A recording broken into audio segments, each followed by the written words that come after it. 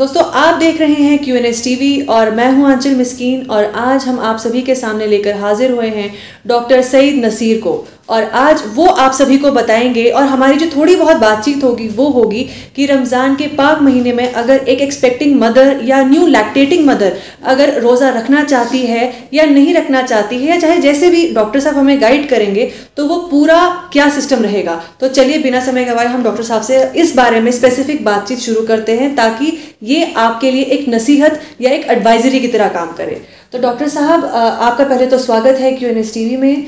तो मैं आपसे जानना चाहूँगी डॉक्टर साहब, जैसे कि मैंने इंट्रोडक्शन में ही बताया कि जो एक्सपेक्टिंग मदर्स हैं या लैक्टेटिंग मदर्स हैं तो अगर वो रोज़ा रखना चाहें, सबसे पहले तो इससे भी पहले हम आपसे जानना चाहेंगे कि क्या रोज़ा ऐसी मदर्स को रखना चाहिए या नहीं। देखिए, रोज़ा जो है ये एक रिलीजियस फिनोमेना है, ड्यूटी है जी। और हम जो कश्मीर में रह रहे हैं तो हम पहले से ही एक रिलीजियस एनवायरनमेंट में पले बड़े होते हैं।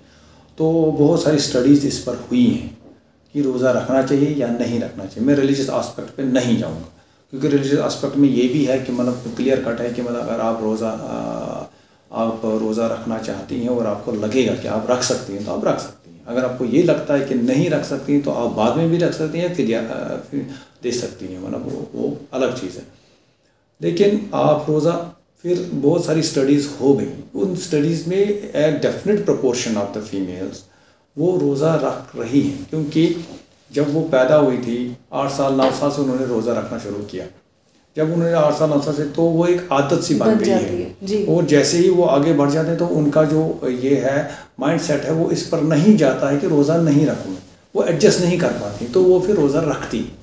तो उसमें क्या हुआ कि बहुत सारे ये क्या नाम इसका स्टडीज़ हुई, उनको फॉलो किया गया तो उसकी वजह से बहुत सारे साइंटिफिक एविडेंसेस आ गए जिनकी वजह से हम बोल सकते हैं कि यस आप रोज़ा रख सकती हैं। लेकिन कौन रख सकती है, कहाँ रख सकती है, इसमें बहुत सारे फैक्टर्स हैं। मिसाल के तौर पर अगर कोई आदमी रह रहा है जैसे मिडल ईस्ट में रह रहा है जहाँ आपका 47 डिग्री दर्जा हरारत जाता है, जहाँ दो चीज़ें हैं कि आप किस टेम्परेचर में रख रहे हैं, कहीं ये वो ज़्यादा कोल्ड तो नहीं है, वो कोई ज़्यादा जिसमें डिहाइड्रेशन होने के चांसेस हैं, बहुत ज़्यादा 40s में तो नहीं है।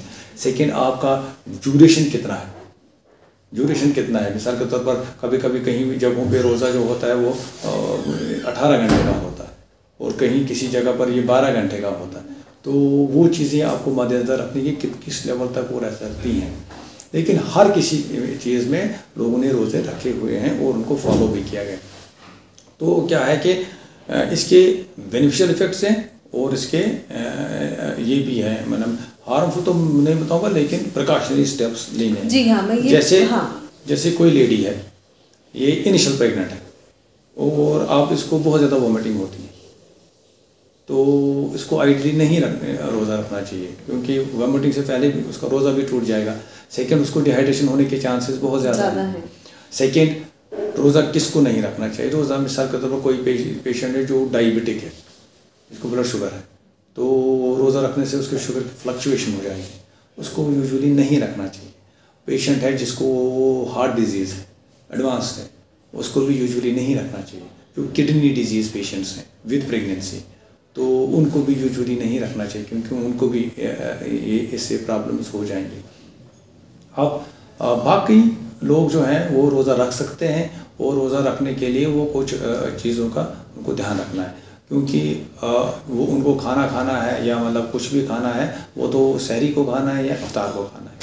यूजुअली जो हम सहरी खाते हैं तो यूजुअली हम बहुत कम खाते हैं, लेकिन इसमें क्या है जो प्रेग्नेंट फीमेल है उसको सहरी में ही ठीक चीज़ें खानी चाहिए। एक खाने में एक उनको पानी बहुत पीना चाहिए। सेकेंड, जो सहरी का टाइम है, सहरी का टाइम प्रोलॉन्ग होना चाहिए, आराम से आप पानी पिएगा। सेकेंड, वो चीज़ें खाइए जो बहुत ही आहिस्ता आहिस्ता हज़म होती हैं जी, जैसे दालें हैं, जैसे वेजिटेबल्स हैं, दही है, बाकी चीज़ें जो आहिस्ता आहिस्ता डाइजेस्ट हों क्योंकि वो आपको एनर्जी बहुत रादर देन इंस्टेंटेनियस। शुगर आप बहुत कम लेंगे क्योंकि इंस्टेंटेनियस एनर्जी आपको देगा लेकिन एकदम से आपका शुगर लेवल भी कम कर देगा। अच्छा, सेकेंड है कि आपको दिन की एक्टिविटीज़ को कम करना है उस तरीके से फिजिकल मूवमेंट लिमिटेड, लिमिटेड करना, काम बहुत ज़्यादा नहीं करना है, अपने आप को गर्मी के एरिया में नहीं लेना है, तो थोड़ा सा अपने आप को रेस्ट देना है। और शाम को जैसे ही आप इफ्तारी पे आ जाएंगे तो इफ्तारी के टाइम में आप खजूर लें, पानी पिए, लस्सी पी लें, और उसके बाद आप प्रोटीन डाइट ले सकती हैं।